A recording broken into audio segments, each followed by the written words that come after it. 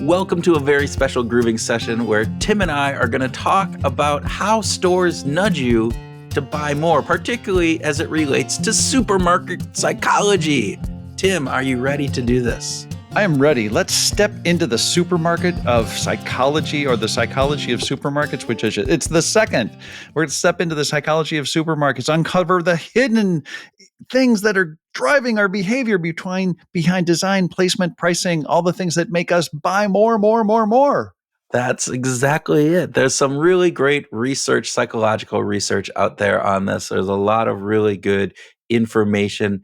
And supermarkets are typically, if you go into a supermarket, and I've been in many of them across the country, their layout isn't exactly the same, but there are some aspects of them that are the same. And that Yep. is on purpose. It isn't because there was one architect that does all of the supermarket designs around the globe. No, it is because they have studied human psychology and understand that by the way that they structure their stores and their signage, even the ambient elements within the supermarket, they are nudging us to buy more. So let's dig in. Let's start and looking at what are some of the key things that we can find out about this. What do you want to start with? Well, can I start with a proviso? Just two notes that I want to make before we dig into all this. First, I just want to say capitalism isn't bad.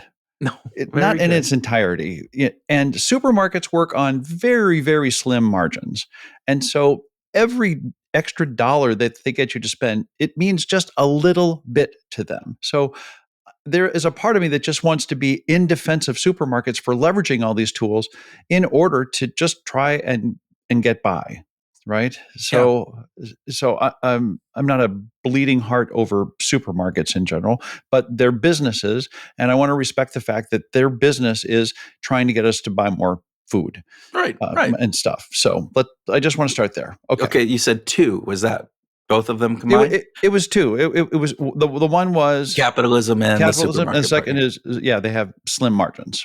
So. And I will go one third, and another one third, one more to provide a third element here is that while yes, there have been researchers and behavioral scientists who have studied this and probably are now currently working with this, many of these kind of things have just happened by circumstance, that they realize over course of time that there isn't a psychology major who's looking at this and saying, oh, we're going to trick these people into buying more. It's that the supermarket just by trial and error realized, oh, when we put the milk in the back of the supermarket and eggs back there, those things that people have to come into, they walk past all of this other stuff and they're more likely to potentially pick up, oh, That's it. hey, Yeah. chocolate bar, cool, I like that.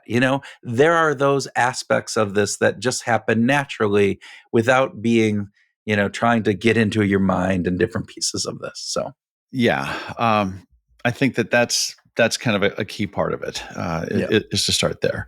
Okay. So with that, let's talk about the design. Let's talk about this idea that, hey, the actual design of a supermarket, right? As I said, they're kind of all developed. And one of the things is they put a lot of the convenient pieces that we do need over and over again, the milk, the orange juice, the eggs, those types of products at the back of the store. It's usually the corner that is furthest away from the door.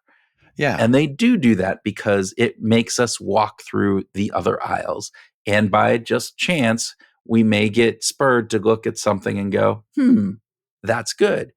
They also put fruits and vegetables at the very beginning because those are the things that, as you said before we even started talking on live, is, my cart is empty. I need to fill it up. Right. And I'm going to fill it with things that are healthy. Fresh fruits and fresh vegetables are healthy. And that's what I'm going to start with, because that's going to make me feel good. It's going to reduce my guilt. I'm going to feel like I'm walking out of here with a really healthy basket of stuff. And thus, when I get to maybe the ice cream or the candy or that burrito, frozen burrito meal, whatever it is. Yep. I have the healthy stuff here. This is just a little indulgence, and I can allow myself that a little indulgence. You earned the right to indulge because you've already got this super healthy stuff in your basket. Yeah. And no worries that it's going into my fridge and then it'll be thrown out in 2 weeks because I'll never eat that. But that burrito, frozen burrito meal, that's going tonight, right? So I get that. One of the things that I want to talk about is, in addition to layout, is just the pricing and the signage and framing. And if you've got curiosity about this, by the way, there's a couple of authors that I really recommend. One is Patty Norberg, who has been a guest on our show, and she's done some really cool work on the way pricing and the formatting of pricing impacts our image, like the difference between $99 and $100, or 99.99 or 99.00 and 100.00. Those impact us differently. Each of those frame us differently, and it turns out that the shorter the number, the lower the price looks like. So $100, just 100, actually looks like less than 99.99. yeah, Or or even 100.00. or Right. 100.00. Right. And right. those are crazy because economically speaking, if we're rational beings, that shouldn't matter. $100 is 100 cents. It's the same Doesn't number, matter. but our brains don't react that way. Yeah. There's also interesting pieces about discounts, 50% off versus save $2. Yeah. And depending upon how expensive something is, there's differences there, right? So there's work in free versus zero. There are research studies that compare free versus zero, and it turns out which is better. Free is better. Free is a yes. better term than zero. And if you want to dive deeper into all of these pricing aspects, William Poundstone wrote a book called Priceless that is just fantastic. It actually. is. So in other words, really a buy one, get one free is more powerful than 50% off, which is exactly the same if I bought two, right? You got it. The other piece on that is the quantity, right? So when you are looking at this, there are special offers, limit of 4. All right. There's you get a discount, and there's a limit of 4 on, half gallons of ice cream. Well, what does that do? It's like, well, I'm more likely to buy 3 or 4 half gallons of ice cream. I don't need 3 or 4 half gallons of ice cream, but I will buy that because limit of 4. Oh, I better go up to the 4. And there's a psychological component along all of that.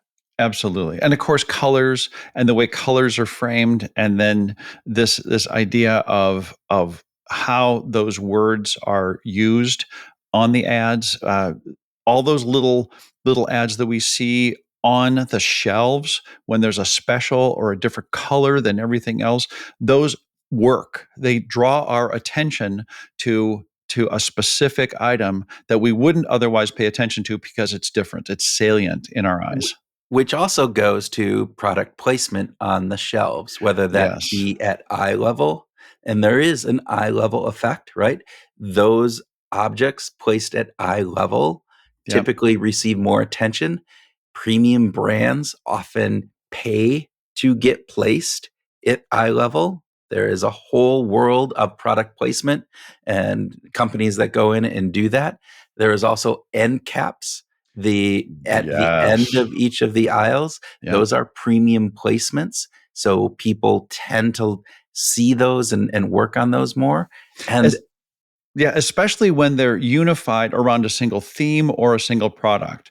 Like to have, so I live in the South now, and barbecue is a big deal. So it's not unusual on a Friday to see a whole end cap dedicated to barbecue related stuff. What are the things you need for your barbecue?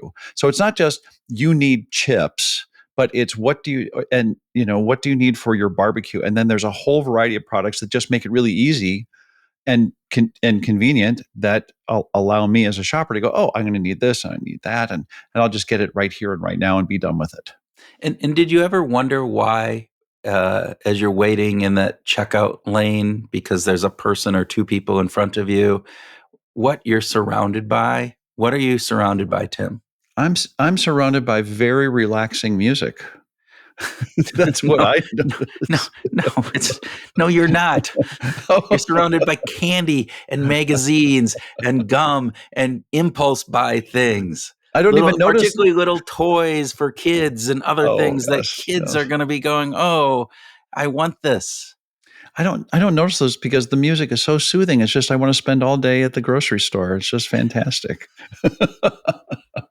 Yes, of course. Those impulse buys are so important, again, to margin. Those are higher margin items, and they contribute significantly to the profitability of the grocery stores. So, making it easy, making it literally, I'm waiting. What else do I have to do? I should just buy more stuff. Well, and it's so. I mean, how many times I've done this? Right? Is oh Hershey bar? Sure, just throw it on. Or or you read the provocative headline on People magazine, you know, Yeah. Tim The Star, the Houlihan's secret love Inquirer. child. And I gotta find out about Tim Houlihan's secret love child, right? Right. That's you get those, which are, again, if they were placed at the beginning of when you walked in, you're not going to be looking at those, but you're stuck Totally. there. You're looking at it. Then it's kind Mhm. of, you pull it out. And then once you pull it out, it's like, oh, now I feel like I have to buy it because I've kind of started to read the article. And I And have my yeah, hands on it and I own yeah. it and it's mine. And there's the endowment effect going into that at that moment. Now, I started to tee up this idea of music, but music matters. The kind of Yes. music that is playing, because there was early research that thought, let's get really zippity, zoppity, zoopity, upbeat music going for people so that they feel happy when they come in. And it turns out they do feel shoppers do feel happy, but they exit the store faster They and buy walk less. because it's like, hey, happy going. Here we go. La, la, la. So So they what do slow. you need? You need that relaxing, That's right. slow down music. It's like, Yeah. oh, But there's yeah, more. There's more to it than that, right? there's more. There isn't But there. wait, that not only dices and slices, there's more. What about the actual kind of music, that the origin of the music that you're listening to? So you're referring to the study in the liquor stores, which are, there's some, my grocery store has a liquor store associated with it that I often go to. They did a research study, and I can't remember who the researchers were. Tim, maybe you can look that up while I talk about it. But basically, they were looking at the music being played and the type of wine that was bought. And what they found was that the day that they played German music, more German wines were bought. When they played more French music, more French wines were bought. And yet, when they asked people, like, why did you buy that wine? Nobody said, "Oh, I heard that German song," and they didn't even notice that there was a German song going on, at least when they were asked about that. But there is a subconscious component of the music that was impacting what the decisions they were making. So, So I can find lots of references to that paper, but I can't find the paper. oh, we'll So put it in the show notes, folks. And so if you yes, really wanted to yes, go look at that, I think yeah. that's there. I think, Tim, the last piece is there's a couple different elements, but it is this reciprocity aspect. Yep. Why, when you go to Costco and they have all those people giving you the free food and different things, you're going, why doesn't that? You said at the beginning, every dollar counts.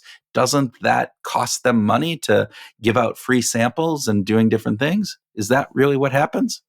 What happens is I feel a sense of reciprocity, a sense of obligation as the consumer that takes that sample, that tastes that food sample, and then I feel like it was okay. In fact, it was pretty good. So I Yeah. guess I'll just buy some. But now the rationalizing story is much stronger than just being rational. The rational story was I didn't go into the supermarket looking for that product to start with. Yeah, But I that's not one of the things that was on my list. So, yeah. right? Yeah. Yeah. But the So rationalizing story says, well, now that I'm here, now that I've tasted it, I guess I might as well get it. so just to wrap this all up, I think there's a couple takeaways. One is, you know, again, knowing isn't half the battle. right? The GI Joe Fallacy. fallacy. Yeah. However, knowing can help. Knowing that, hey, when they're offering you samples, it's not just this idea of, hey, thank you, but you do feel the sense of reciprocity. Knowing that the items that are on eye level are probably the premium ones, and there Mhm. might be better options lower down on different the lower shelves, right? Understanding that when you go to the checkout lane, they're going to be tempting you with lots of really savory, kind of provocative headlines and various different things. So all of those things you can prepare yourself for, and maybe go to the store with a list, maybe go with a plan, and what else? And go with some intention. Go with some intention of, this is what I want to actually stick to my plan. Actually, you can actually have a sense of resolve that says, I'm going to go and I'm going to get just these things. Try that. See what that is like. Run the experiment in your life. Make up the list ahead of time. Go to the store. Don't buy anything that is not on the list, and see what happens. See how you feel. See how it, Yeah, and what does that do to your home life? yeah. Does it cause you to lose your marriage, break things up? Do your kids leave you? Do they run away from home because they didn't get all the things that they wanted? See what happens. Yeah. So, I mean, supermarkets today are sophisticated. They provide a mix of behavioral and psychological tactics, Yes. often working in concert, right? Store layouts, well planned signage, strategic pricing. We didn't even get into, the decoy effect on pricing and different things, right? Sensory, the music, the bakeries within, stores, and the smell of the cinnamon rolls, all of that. There's the sensory environments that are going on, and the social cues. So understanding that and just having a plan as you're moving forward, Absolutely. understanding that, hey, supermarkets are doing what they're supposed to be doing. If you just want to make sure that you're staying on a budget, I actually enjoy going and just like exploring, and hey, give me that free sample. I'll try it. There you go. So, Groovers, thanks for listening, and stay curious. Stay curious about the world around you. Flex that curiosity muscle the next time you go into your supermarket, and just be aware of what are the factors that might be influencing you. Guess what? We probably won't pick up on half of them, Yeah. but the ones that we do pick up on could be really interesting. And you just might be able to use that in the following week as you go out and find your groove.